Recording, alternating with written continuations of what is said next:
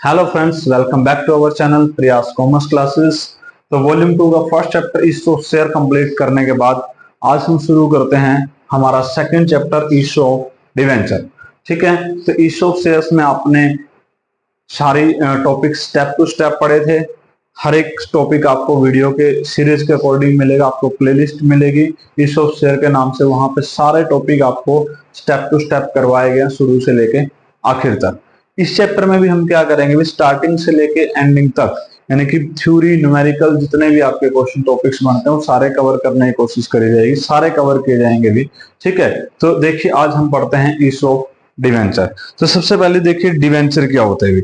अब कंपनी को क्या चाहिए भी, कैपिटल की रिक्वायरमेंट होती है। सबसे पहले तो हम बात करते हैं कंपनी को कैपिटल की रिक्वायरमेंट होती है, यानी कंपनी को फाइनेंस की रिक्वायरमेंट होती है, पैसे चाहिए। तो पैसा उसके पास कहां से आया, सबसे पहले उसके पास जो अमाउंट आया वो उसने शेयर कैपिटल से कवर कर लिया। फर्स्ट तो उसने शेयर से कवर कर लिया। अब सेकंड जो उसके पास लॉन्ग टर्म सोर्स होता है फाइनेंस का, वो क्या होता है भी, डिवेंचर। ठीक है, अब शेयर्स में और डिवेंचर्स में जो मेन डिफरेंस होता है ये होता है कि जो शेयर्स परचेज करते हैं वो कौन होते हैं, शेयर होल्डर। डिवेंचर परचेज करते हैं होते हैं डिवेंचर होल्डर। लेकिन जो शेयर होल्डर होते हैं कंपनी के ओनर होते हैं, कंपनी के मालिक होते हैं भी। लेकिन जो डिवेंचर होल्डर वो सिर्फ लोन प्रोवाइडर होते हैं, ऋणदाता होते हैं, उन्होंने लोन दिया है, वो कंपनी के मालिक नहीं है। अब मालिक नहीं है तो ना तो उनको मैनेजमेंट में पार्टिसिपेट करने का राइट है, ना वो अदर कहीं पे वोटिंग राइट होता है उनके पास ये होता है कि उन्होंने पैसा दे रखा है और वो ब्याज लेते रहेंगे, क्योंकि ये लोन है एक तरीके से। ठीक है, जो कंपनी को दिया है किसने, डिवेंचर होल्डर ने भी।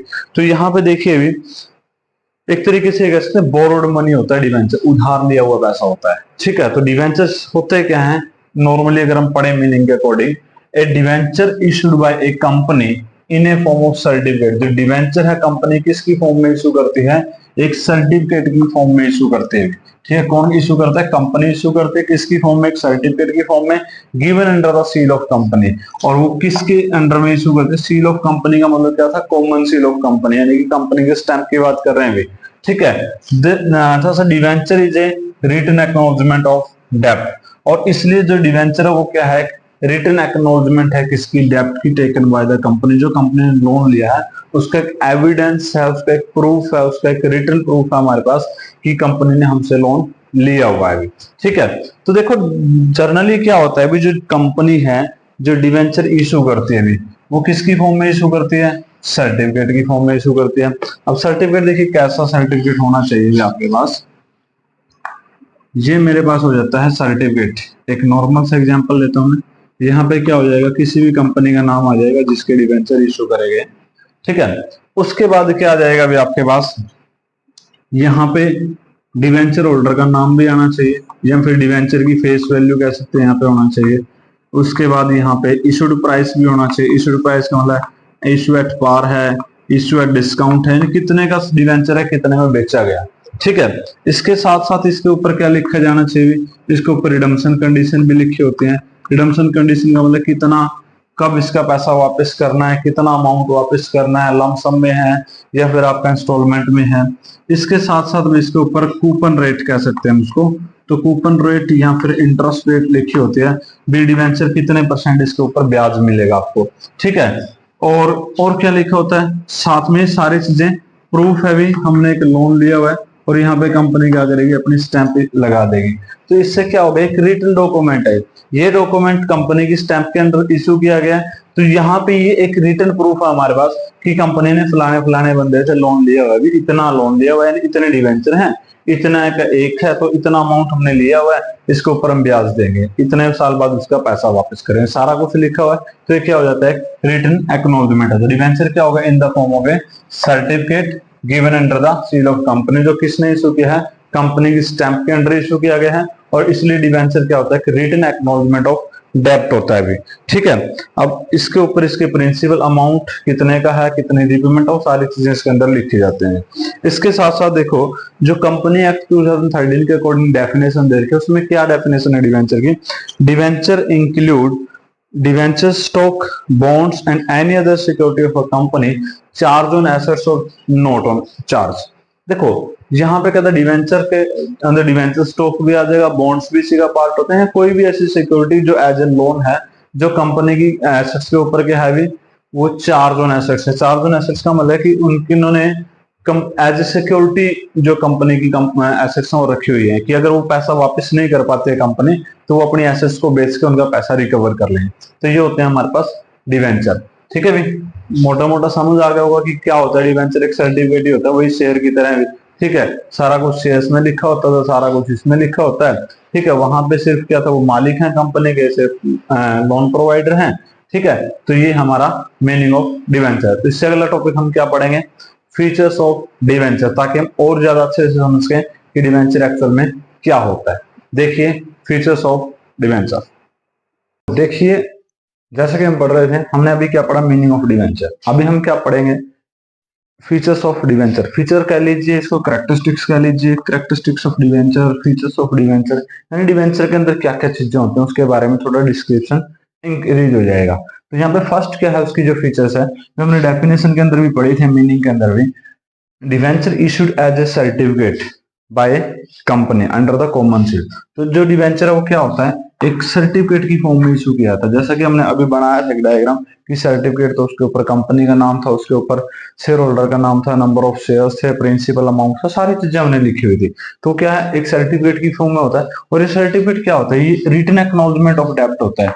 क्या होता है भाई, एक रिटन एविडेंस है हमारे पास कि कंपनी के लोन का, कि कंपनी ने हमसे क्या लिया हुआ है, लोन लिया हुआ है। यही हमारे पास जो सर्टिफिकेट है उस चीज का प्रूफ है, इसलिए इसको क्या बोलते हैं, रिटन एक्नॉलेजमेंट ऑफ डेब्ट।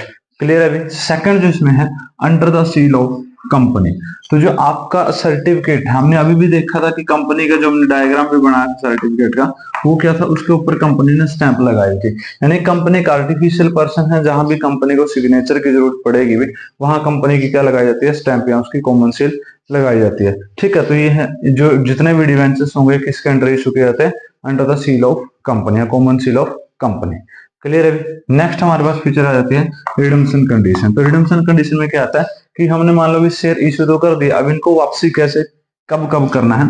देखो हमारे पास इशू की 3 कंडीशंस होती है। मान के चले हमारा 100 रुपीज पर शेयर है, इसको हम एट पार भी इशू कर सकते हैं 100 में, एट प्रीमियम 100 प्लस में हो सकता है, या फिर एट डिस्काउंट बिलो 100 हो सकता है। तो तीनों कंडीशन होते हैं हमारे पास इशू करने की। बट इस केस में क्या होता है भी, हमारे पास जो रिडम्पशन की है वो 2 कंडीशन होंगी, या तो हमारे पास एट पार रिडम्पशन होगा या फिर एट प्रीमियम, 2 जगह रिडम्पशन हो सकता है। तो एक तो ये लिखा होना चाहिए रिडम्पशन की कंडीशन क्या है, एट पार है या एट प्रीमियम है। और दूसरी चीज ये है कि जो रिडम्पशन है वो कब होगा भी, यानी कि आपका लमसम मेथड से होगा। लमसम में हो जाता है कि सारा का सारा जो अमाउंट है डिवेंचर होल्डर का वो एकदम वापस किया जाएगा एक साथ एक ही इंस्टॉलमेंट में, या फिर वो इंस्टॉलमेंट मेथड से होगा। इंस्टॉलमेंट मेथड में क्या होता है कि यहाँ पे आपके पास अलग अलग इंस्टॉलमेंट में, जैसे फर्स्ट इंस्टॉलमेंट में कुछ डिवेंचर होल्डर का पैसा रिडीम कर दिया, रिपेबल कर दिया, कुछ का उसके बाद, कुछ का उसके बाद, इस तरीके से इंस्टॉलमेंट में आपकी वापसी की जाती है डिवेंचर्स के पैसे की। क्लियर है। फोर्थ जो इसकी बनती है मैच्योरिटी डेट। तो यहाँ पे क्या है, आपके जो डिवेंचर्स की मैच्योरिटी डेट लिखी जानी चाहिए। मैच्योरिटी डेट का मतलब हम इसकी रीपेमेंट की डेट कब होगी, पैसा वापस कब करेंगे। ठीक है, मैच्योरिटी डेट का मतलब रीपेमेंट कब की जाएगी भी, ये हमारे पास यहाँ पे क्वेश्चन आता है।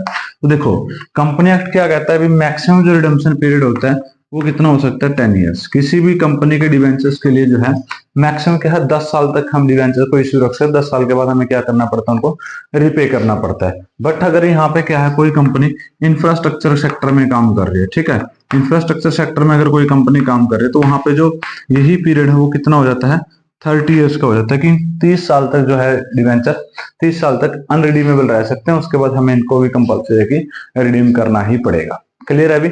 नॉर्मल कंपनी में 10 ईयर्स और इंफ्रास्ट्रक्चर सेक्टर की कंपनी में कितना होगा, 30 ईयर्स। उसके बाद बात करते हैं कूपन रेट की। कूपन रेट क्या होता है अभी, इंटरेस्ट। देखो डिवेंचर क्या है, एक लोन की तरह ट्रीट करती है कंपनी, और जब लोन की तरह ट्रीट किया जाता है तो क्या होगा, इसके ऊपर इंटरेस्ट भी मिलेगा। तो इंटरेस्ट की रेट क्या होगी, उसी इंटरेस्ट रेट को क्या बोला जाता है अभी, कूपन रेट। ठीक है, इंटरेस्ट रेट को ही क्या बोला जाता है, कूपन रेट। तो इंटरेस्ट है कंपनी पे करेगी भी, और इंटरेस्ट जो भी उसकी रेट होगी 10%, 12%, जो भी क्वेश्चन के अकॉर्डिंग होगा या कंपनी के अकॉर्डिंग होगी। उसके बाद यहाँ पे जो इंटरेस्ट हो कब पे करते हैं, 6 मंथ एंडिंग, हर 6 महीने में एक बार नॉर्मली जो है इंटरेस्ट पे करते हैं 6 मंथ एंडिंग। यानी कि जैसे फर्स्ट जो इंटरेस्ट की पेमेंट है वो हमारी 30 सितंबर को हो जाती है, और जो हमारी सेकंड होती है वो कब हो जाती है, 31 मार्च को। यानी साल में 2 बार आपको इंटरेस्ट पे किया जाता है by the company debentures holder को। क्लियर है अभी। उसके बाद देखिए चार्ज ऑन एसेट्स। जो आपकी कंपनी है, जो डिवेंचर्स हैं वो क्या होते हैं, चार्ज ऑन एसेट्स होते हैं। चार्ज ऑन एसेट्स का मतलब ये होता है कि ये गारंटी जो है इनकी गारंटीड है, सिक्योर्ड डिवेंचर है, इनको सिक्योरिटी मिली है। किस चीज की सिक्योरिटी है कि ये जैसे हम बैंक में कोई भी अगर लोन लेते हैं तो वहां पे क्या रखी जाती है, सिक्योरिटी, बदले में कुछ ना कुछ रखा जाता है बैंक के पास, ठीक है, किसी ना किसी प्रॉपर्टी के डॉक्यूमेंट। इसी तरीके से जो डिवेंचर इशू किए गए चार्ज ऑन एसेट्स का मतलब है कि वहां पे एसेट जो है वो डिवेंचर होल्डर के पास एज ए सिक्योरिटी रखी हुई है। देखिए यहाँ पे क्या होता है, यहाँ डिवेंचर होल्डर को राइट होता है भी, अगर कंपनी वहां पे उनके रीपेबल को, जो भी उनकी रीपेमेंट है डिवेंचर्स की, वो पे करने में क्या होती है, फेल हो जाती है, तो कंपनी के पास, डिवेंचर होल्डर के पास ये राइट होता है कि रिलाइज कर देते हैं उनकी एसेट्स को, या कंपनी ही रिलाइज करेगी। यानी कि इसमें जब कंडीशंस लिखे हैं तो कंपनी अपनी एसेट्स को रिलाइज करेगी, और एसेट्स को रिलाइज करने के बाद क्या करेगी, जो अमाउंट रिकवर होगा या रिलाइज होगा उस अमाउंट को क्या करेगी, डिवेंचर होल्डर को पे कर देगी। ठीक है, ये होता है चार्ज ऑन एसेट्स। ये आपका बिजनेस की टोटल एसेट्स पे भी हो सकता है या कुछ पार्टिकुलर एसेट्स पे भी हो सकता है भी, ठीक है। और अगर नोट चार्ज ऑन एसेट्स है वो आपके क्या होते हैं, अनसिक्योर्ड डिवेंचर होते हैं, उनकी कोई सिक्योरिटी नहीं, कंपनी के पास पैसा है तो रिपेमेंट हो जाती है, अदरवाइज नहीं भी होगी, वहां पे कोई कंडीशन नहीं होती कि एसेट्स को रिलाइज किया जाए। क्लियर। उसके बाद है लोन कैपिटल। देखो जो डिवेंचर्स है वो हम नॉर्मली क्या है, लॉन्ग टर्म लाइबिलिटी के अंदर ट्रीट करते हैं, क्योंकि इनका जो अमाउंट हमने लॉन्ग टर्म फाइनेंस सोर्स का पार्ट होता है डिवेंचर, और जो इसलिए इसको क्या करेंगे, एक तरीके से लोन की तरह ट्रीट करते हैं, क्योंकि लाइबिलिटी है भी, ठीक है, लॉन्ग टर्म लाइबिलिटी है। अब कैपिटल तो इसको कह नहीं सकते, क्यों नहीं कह सकते, क्योंकि कैपिटल तो किसकी होती है, ओनर की, वो तो शेयर होल्डर की होता है, जिसने शेयर परचेज किए हैं वो तो क्या होते हैं, शेयर होल्डर, वो कंपनी की ओनर है।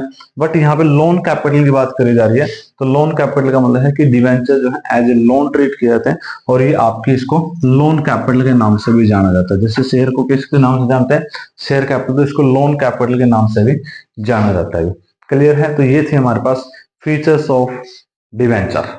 ठीक है, तो अब हम क्या पढ़ेंगे इसके बाद, इससे मिलता जुलता टॉपिक है बॉन्ड। तो देखिए बॉन्ड क्या होता है भी, देखिए भी क्या होता है बॉन्ड। अगर बॉन्ड की बात करें, बॉन्ड में और डिवेंचर में कोई ज्यादा सा फर्क नहीं होता, दोनों एक तरीके से कह सकते हैं, दोनों क्या है, सिमिलर है भी, सिमिलर यानी कि एक जैसे ही है, लेकिन फिर इसको बॉन्ड्स को बोला गया। इसमें मेन जो डिफरेंस होता है ना, मेन देखो जो डिवेंचर्स है उसके ऊपर क्या लिखा होता है, इंटरेस्ट रेट होता है। हमने जो भी डिवेंचर्स का नाम आएगा उसके साथ लिखा जाता है भी 10% डिवेंचर या 12% डिवेंचर, जो भी परसेंटेज रेट लिखे होते हैं उसके आगे, वो क्या होता है हमारे पास, इसका इंटरेस्ट रेट होता है, इसको क्या बोलते हैं, कूपन रेट बोलते हैं। ठीक है, बट जो बॉन्ड्स है ना उसके ऊपर जो है इंटरेस्ट रेट होता ही नहीं, यानी कि उसको, इसलिए उसको क्या बोल देते हैं हम, जीरो कूपन बॉन्ड। क्या बोल देते हैं, zero coupon. Zero coupon bond इसलिए बोलते हैं क्योंकि इनके ऊपर जो इंटरेस्ट रेट है वो जीरो है, यानी कि दी नहीं होती। ठीक है, तो यहाँ पे इसलिए इसको क्या बोलेंगे, जीरो कूपन बॉन्ड है। तो ये भी एक तरीके से लॉन्ग टर्म फाइनेंस सोर्स, दोनों ही क्या है हमारे पास, लॉन्ग टर्म फाइनेंस सोर्स है, दोनों ही आपके लॉन्ग टर्म लाइबिलिटी में आते हैं। और जो बॉन्ड्स है वो भी डिवेंचर का ही पार्ट होता है, क्योंकि हमने जो डेफिनेशन पढ़ी थी उसके अंदर कहता है debenture include all the debenture stocks bonds and all the other securities of the company, यानी कि जो चार्ज ऑन एसेट्स होती हैं। तो यहाँ पे बॉन्ड्स भी सेम आपका डिवेंचर की तरह ही होता है। डिफरेंस जो मेन इसमें होता है ये होता है कि जो डिवेंचर है उसके ऊपर इंटरेस्ट रेट फिक्स होती है, उसको हर हाफ ईयरली इंटरेस्ट मिलेगा भी। बट यहाँ पे जो बॉन्ड्स की बात करें उसके ऊपर इंटरेस्ट रेट होता ही नहीं है, इसलिए उसको क्या बोल देते हैं, जीरो कूपन बॉन्ड। या फिर इसका जो दूसरा नाम होता है वो क्या होता है, डीप डिस्काउंट बॉन्ड भी कह देते हैं इनको, डीप डिस्काउंट बॉन्ड। अब डीप डिस्काउंट का मतलब इनका डिस्काउंट बहुत ज्यादा होता है। अब आप कहोगे कि इसके ऊपर इंटरेस्ट तो होता ही नहीं है, तो फिर इनको इश्यू क्यों करते हैं, क्यों खरीदते हैं कोई बॉन्ड्स को। तो यहाँ पे देखिए इनका जो मेन होता है ना, जो इश्यूड प्राइस है, इनको इश्यू जो किया जाता है वो हैवी डिस्काउंट के ऊपर इश्यू किया जाता है। ठीक है, तो डिस्काउंट बहुत ज्यादा होता है। और जो रिडीमेबल प्राइस है या रिडम्पशन प्राइस है भी, अब रिडम्पशन तो हमें पता है कि दो ही कंडीशन में होता है, या तो एट पार होगा या फिर क्या होगा, एट प्रीमियम होगा। डिस्काउंट पे तो कभी भी आपका रिडम्पशन होता नहीं है अभी।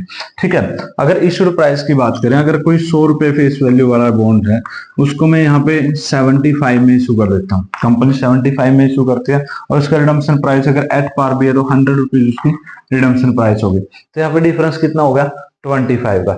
एंड जब उसने डिवेंचर परचेज किए थे बॉन्ड्स को, तो उसको कितना अमाउंट पे करना पड़ा था एज ए बॉन्ड होल्डर को, 75, लेकिन उसी को वापसी कितने मिल रहे हैं, 100। तो ये 25 का डिफरेंस है ना भी, यही इसका इंटरेस्ट माना जाता है, मतलब इसलिए ही इनको बिना इंटरेस्ट के पे किया था। तो यहाँ पे ये जो डिफरेंस आ गया 25 का, इसी को इनका इंटरेस्ट कह सकते हैं हम। यही इनका प्रॉफिट होता है और इसमें इनको एक्स्ट्रा कुछ नहीं मिलता। यानी कि इशू करते हैं इनको हैवी डिस्काउंट के ऊपर, और जो रिडम्पशन प्राइस होता है उसका जो डिफरेंस होगा वही इनका प्रॉफिट या उसी को हम इनका इंटरेस्ट कहेंगे। यही चीज मिलता है इनको, और रिटर्न की फॉर्म में कुछ भी नहीं मिलता। ठीक है, तो यही मेन डिफरेंस है अभी किसमें, डिवेंचर में और बॉन्ड्स में।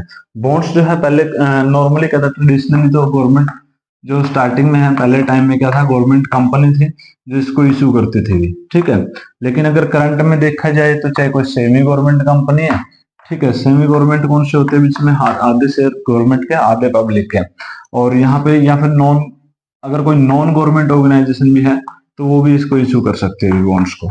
ठीक है, चाहे गवर्नमेंट है, चाहे नॉन गवर्नमेंट है, चाहे सेमी गवर्नमेंट है, तो सारे जो ऑर्गेनाइजेशन आजकल इसको इशू कर रहे हैं। तो ठीक है, भी डिफरेंस पता लग गया मेनली क्या होता है बॉन्ड्स में और डिवेंचर्स में। वहां पे फिक्स रेट गिवन है, इंटरेस्ट की यहाँ पे गिवन नहीं है। वहां पे हाफ ईयरली इंटरेस्ट पे किया था, यहाँ पे कोई हाफ ईयरली इंटरेस्ट पे नहीं करेंगे। यहाँ पे जो इश्यूड प्राइस और जो रिडम्पशन प्राइस है उसका डिफरेंस है, उनका प्रॉफिट या उसका इंटरेस्ट होता है। क्लियर है। और यहाँ पे जो डिस्काउंट है वो एक और करते हैं कि जो डिस्काउंट है ना, जैसे इंटरेस्ट होता है, इंटरेस्ट कंपनी के लिए खर्चा है, उसको हर साल प्रॉफिट एंड लॉस अकाउंट से चार्ज कर देगी, यानी उसमें ट्रांसफर करती जाएगी। तो ये जो डिस्काउंट होता है बॉन्ड्स के ऊपर, इसको भी कंपनी हर साल है एक प्रोपोर्शनेट में जितना भी उसका हिस्सा बनता है उसके अकॉर्डिंग क्या कर देगी, प्रॉफिट एंड लॉस अकाउंट से चार्ज करती रहेगी, उसमें राइट ऑफ करती रहेगी। क्लियर है अभी, ये था हमारा बॉन्ड्स का टॉपिक।